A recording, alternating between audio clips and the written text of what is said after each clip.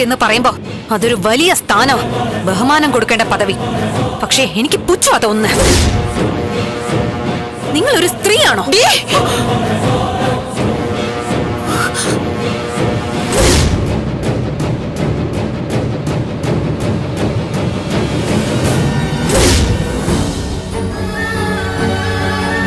നിന്നോട് എനിക്ക്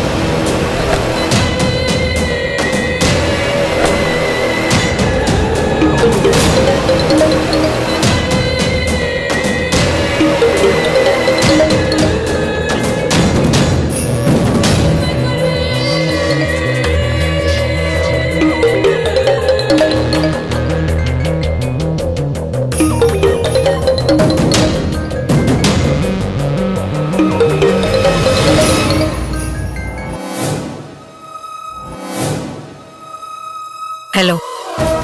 hello madam, ഞാനാണ്, ത്യാഗരാജനാണ്. മനസ്സിലായി. പറഞ്ഞോളൂ, കാര്യങ്ങൾ ഏതുവരെയായി ത്യാഗരാജൻ? അല്ല, അടുത്തിനി എന്താന്നുള്ള നിർദ്ദേശത്തിനായിരുന്നു മാഡം വിളിച്ചതേ. എന്നെ ചുമതലപ്പെടുത്തിയിരുന്ന കാര്യങ്ങളൊക്കെ കഴിഞ്ഞു.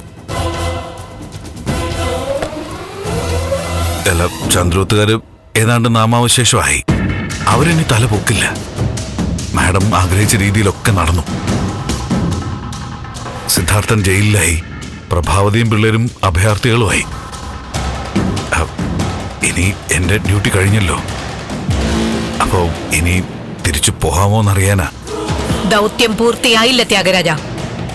ചന്ദ്രോത്തുകാർ തല പൊക്കില്ല എന്ന് പറഞ്ഞതുകൊണ്ടായില്ല. കണ്ടറിയണം. അതായത് അവർ പൂർണ്ണമായും വീഴണം.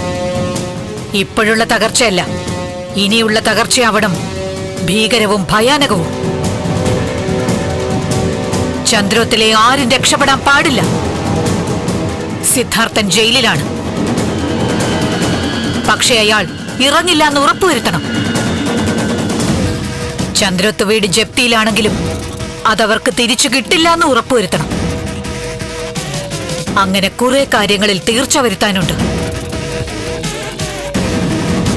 അതുകൊണ്ട് തന്നെ ത്യാഗരാജന് മടങ്ങാനുള്ള സമയമായിട്ടില്ല. ശരി മാഡം. യുദ്ധം കഴിഞ്ഞതായി എന്റെ പ്രഖ്യാപനം വരണം. അന്നേരമേ അവസാനമാകും. അതുവരെ ത്യാഗരാജൻ 24 മണിക്കൂറും അലേർട്ടായിരിക്കണം. ശരി മാഡം, മാഡത്തിന്റെ തീരുമാനം പോലെ. മാഡത്തിന്റെ ആജ്ഞ അതുപോലെ അനുസരിക്കുന്ന ദാസം മാത്രമാണല്ലോ ഞാൻ. എന്നാണോ അനുവാദം കിട്ടുന്നത് അന്നുവരെ ഞാനുണ്ടാവും. ശരി മാഡം. ശരി ത്യാഗരാജൻ.